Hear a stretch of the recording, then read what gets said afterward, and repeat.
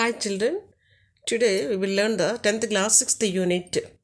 It is based on nation and diversity.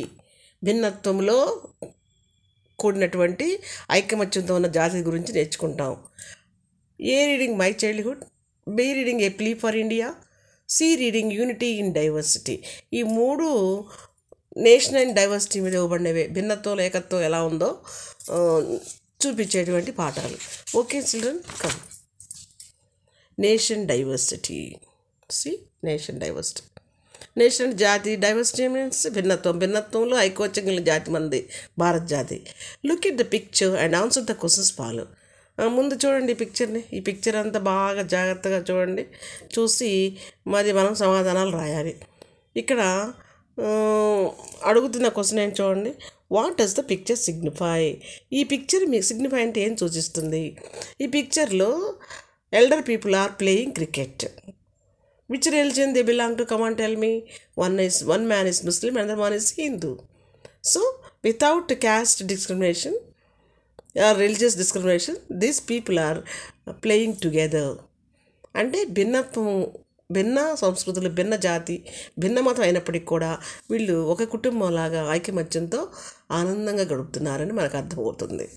Next, do you experience that theme reflected in the picture in your real life? ఇలాంటివి మీ గ్రామాల్లో, మీ పట్టణాల్లో, మీ ఉన్న నివాస స్థలాల్లో అనుభవం అయిందా మీకు ఇలా ఆడటం? చాలా వరకు ఆడతారు. అన్ని రకాల పిల్లలకి ఏం తెలుసు, ఏది తెలియదు కదా, చక్కగా ఆడుకుంటారు. పెద్దవాళ్ళు కూడా చాలా వరకు కలిసిమెలిసి ఉంటారు.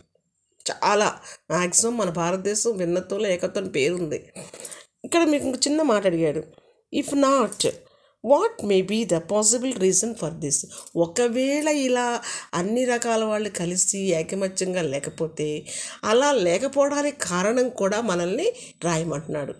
ఎక్కడ? మన ఏరియాల్లో ఎక్కడన్నా ఇలా ఐకమత్యం లేని సందర్భం అని ఉంటే ఎందుకు, ఏ కారణం వలన, కులం వలన, మతం వలన, లేకపోతే ధనిక పేదాని తేడా వలన, భాష వలన, ప్రాంతీయతత్వం వలన ఏ తేడా ఉందో మనల్ని దాని గురించి రాయమంటున్నాడు. నా A reading. Read the following extract from Wings of Fire where the former president of India speaks of his childhood. Wings of Fire అనేటువంటి పుస్తకంలో మన భారతదేశ రాష్ట్రపతి అబ్దుల్ కలాం గారు రాసినటువంటి తన బాల్యం గురించి రాసిన చిన్న భాగాన్ని మనకి ఇక్కడ ఇచ్చారు. అందుకే ఫస్ట్ పర్సన్గా మాట్లాడుతుంటారు కలాం మనకి ఈ పాఠంలో. సో మై చైల్డ్హుడ్ అన్నది నా బాల్యము. ఎవరి బాల్యము? కలాం గారిది. I was born into a middle class Tamil family in the island town of Rameshwaram in erstwhile Madras state. ఇక్కడ where he was born, middle class family in Tamil family. తమిళ కుటుంబంలో జన్మించాడు ఆయన, అంటే మద్రాసులో. In the island town of Rameswaram, విసిరేసినట్టు ఉండేటువంటి దూరంగా పట్టణానికి ఉండేటువంటి టౌన్ రామేశ్వరంలో ఒక ద్వీపంలాగా ఉంటుంది, అది పుట్టారు ఆయన. ఎస్ట్వైల్ అంటే మద్రాసుకు దూరంగా ఉంటాం, విసిరేసినట్టుగా ఉంటుంది. My father Jainulabdeen had neither much formal education. What was the name of the Kalam's father? Jainulabdeen. ఆయన నైదర్ మచ్ ఫార్మల్ ఎడ్యుకేషన్, అంత బాగా స్కూల్లో విద్య అభ్యసించలేదు ఆయన, స్కూల్స్లో. మచ్ వెల్త్, మా నాన్నగారి దగ్గర గొప్ప డబ్బు లేదు, ధనికుడు కాదు. డెస్పైట్ దీస్ డిసడ్వాంటేజెస్, మరి డబ్బు లేకపోవటం, మరి చదువు లేకపోవటం, ఉన్న చదువు అనేవి కొంచెం మనిషికి డిసడ్వాంటేజ్ అంటే ఏంటి? కొంచెం లోపమే. కానీ వాటికి బదులుగా వాళ్ళ నాన్నకి ఇంకో లక్షణాలు ఉన్నాయి. ఏంటవి? హీ పొసెస్డ్ అంటే కలిగి ఉంటాం. He refers to whom Kalam's father. He possessed great innate wisdom. అంతరంగికంగా చాలా తెలివైనవాడు ఆయన మెదడు చాలా తెలివైనది. innate wisdom and true generosity of spirit. ఎంతో ధాతృత్వం కలిగిన వాడు. తాత్వికతలో అంటే ఏంటి? స్పిరిట్ అంటే దైవపరంగా, దైవభీతి, ఇతరులకు సహాయం చేసే విధానంలో, ఔదార్యంలో చాలా గొప్ప వ్యక్తి. He had an ideal helpmate. Ideal means ఆదర్శమైనటువంటి సహాయకురాలు ఉంది. ఇన్ మై మదర్, మా అమ్మ మా నాన్నకి ఒక గొప్ప సహాయకురాలు, ఆ ఆదర్శ భావాలకు అనుగుణంగా నడిచేటువంటి స్త్రీ. Yashamma. Yashamma, I do not recall the exact number of people she fed every day. Yeshiyamma, I do not recall the exact number of people. I refers to whom? Kalam చెప్తున్నారు. నాకు మా ఇంట్లో ఎంతమంది తింటారు కరెక్ట్ నెంబర్ తెలియదు. ఈ రోజుకి ఎంతమంది మా ఇంట్లో భోజనం చేస్తారు. ఆ మాట మనకు ఆశ్చర్యంగా ఉండొచ్చు. కుటుంబ సభ్యులు తప్ప బయట వాళ్ళు చేస్తారని ఇక్కడ అర్థమవుతుంది మనకి. ఎందుకంటే వాళ్ళు ఔదార్యం కలిగిన వాళ్ళు, వాళ్ళ అమ్మ నాన్న జనరాసిటీ ఉన్నవాళ్ళు కాబట్టి, ఉదాత్త స్వభావాలు కాబట్టి, మా ఇంట్లో ఎంతమంది తింటారు ఇప్పటికి కూడా నాకు చెప్పలేను, కరెక్ట్గా ఎగ్జాక్ట్ నెంబర్ చెప్పలేను. Everyday I am quite certain that far more outsiders ate with us. మాతో పాటు చాలామంది బయట వాళ్ళు కూడా సహపంక్తిలో భోజనం చేస్తారు. Then all the members of our own family put together. మా ఇంట్లో అందరంగా, మాదే పెద్ద కుటుంబం అంటే కలాం గారిది, వాళ్ళ కుటుంబంలో మనుషులతో పోలిస్తే ఆ సంఖ్య కంటే ఎక్కువ సంఖ్య బయట వాళ్ళు వాళ్ళ ఇంట్లో రోజు భోజనం చేస్తారు. అందువల్ల ఇంతమంది తింటారు రోజుకి మా ఇంట్లో ఖచ్చితంగా నేను చెప్పలేను అని చెప్తున్నారు కలాం గారు. అంటే అంత ఉదాత్తమైనటువంటి కుటుంబం నుంచి వచ్చిన వారు ఆయన కుటుంబ నేపథ్యం చెప్పారు.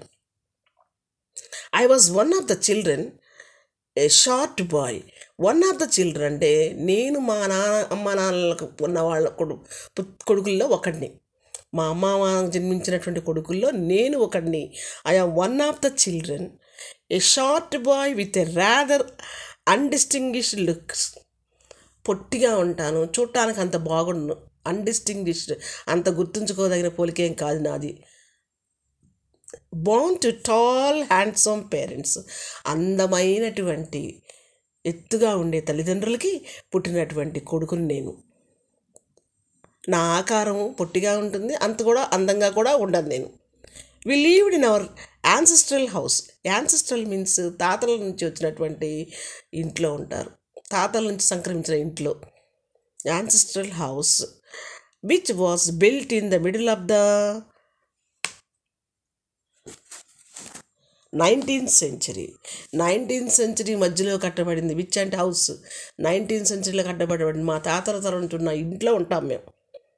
It was fairly large pucca house. పెద్ద ఇల్లు. పక్కా హౌస్ అంటే మట్టితోటి కానీ సిమెంట్తో కానీ సున్నంతో కానీ కట్టబడిన house. Made of lime stone. Lime stone అంటే సున్నం, కట్టుబడి సున్నంతో కట్టింది. Made of lime stone and brick. కట్టుబడి సున్నము ఇసుక ఉపయోగించి కట్టుబడి సున్నంతో తర్వాత ఇటుకలతో కట్టబడిన పెద్ద పక్కా మిద్దె మాది. On the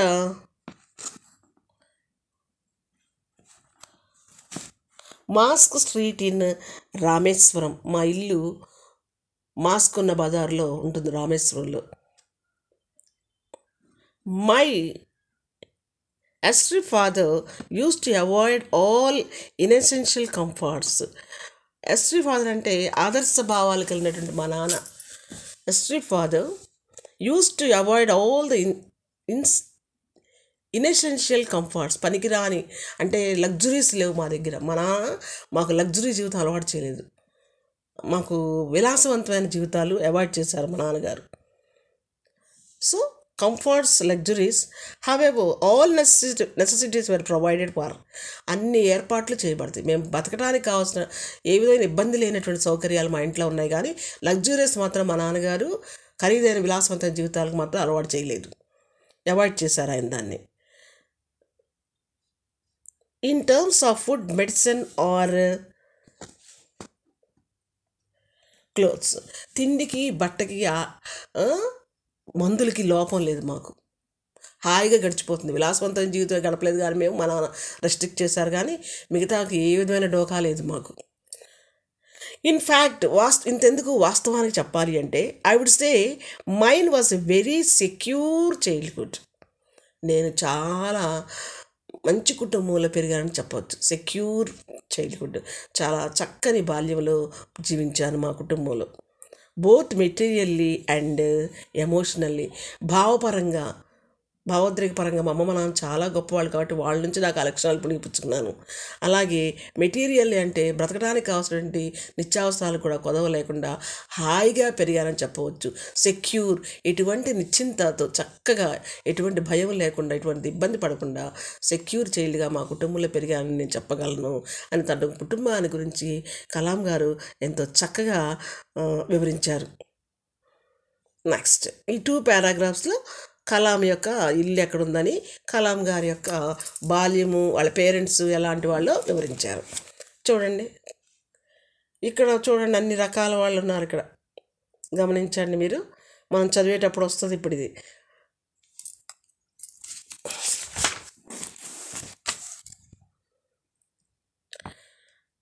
the second world war broke out in 1939. ఇంత హాయిగా గడిచేటప్పుడు రెండవ ప్రపంచ యుద్ధం స్టార్ట్ అయింది. Broke out means start. When I was 8 years old, for reasons I have never been able to understand, a sudden demand for tamarind seeds. అతనికి 8 సంవత్సరాలు ఇప్పుడు కలాం గారికి. తను చెప్తున్నాడు కాబట్టి అయ్యి అంటున్నారు. అయ్యి అంటే Kalam. I was 8 years old. For reasons I have never been able to understand. ఏం జరిగిందో ఏం కారణం నాకు అర్థం కాని వయసు అది. A sudden demand for tamarind seeds erupted. చింతగింజల కొరత ఏర్పడింది, వాటికి డిమాండ్ పెరిగింది చింతగింజలకి. ఇన్ ద మార్కెట్లో వాటి విలువ ఎక్కువ పెరిగింది. మీకు చింతగింజలు అంటే ఇప్పుడు ఇసిరి పారేస్తాం మనం, వాటితో పిండి చేస్తారు, కొన్ని వంటకాలు చేస్తారు ఆ రోజుల్లో. I use to collect the seeds. ఈ రామేశ్వరం కలాం గారు అప్పుడు ఆ మార్కెట్లో వాటికి డిమాండ్ పెరిగినప్పుడు అయ్యి అంటే ఎవరు, కలాం గారు వాటిని పోగు చేసేవాళ్ళు, కలెక్ట్ చేసేవాళ్ళు. And cell them to provision shop on mask street. And cell them to a provision shop on mask street. అవి చింతెత్తులు కొనే షాపులోకి వెళ్ళి మాస్క్ స్ట్రీట్లో, వాళ్ళ స్ట్రీట్లోనే అమ్మేవాళ్ళు ఆయన. A day's collection would fetch me the princely sum of 1 anna. ఒక రోజుకి ఆ చింతగింజలు ఏరితే ఆ షాపులో అమ్మితే నాకు వచ్చేది ఎంతమ్మా, 1 anna, 1 అణ. అప్పుడు అణాలు బ్యాళ్ళు ఎక్కువ ఉండేవి. My brother in law Jalaluddin would tell me stories about the war. మా అన్నయ్య, అన్నయ్య కదమ్మా, బ్రదర్ ఇన్ లా, మా మేనమామ కొడుకు, మా బావ అవుతాడు అతను, అంటే ఎవరు, కలాం గారికి. Would tell me the stories about war. యుద్ధం గురించిన వార్తల్ని ఎప్పటికప్పుడు చక్కగా చెప్పేవాళ్ళు, ఎప్పటికప్పుడు. which I would later attempt to trace in the headlines in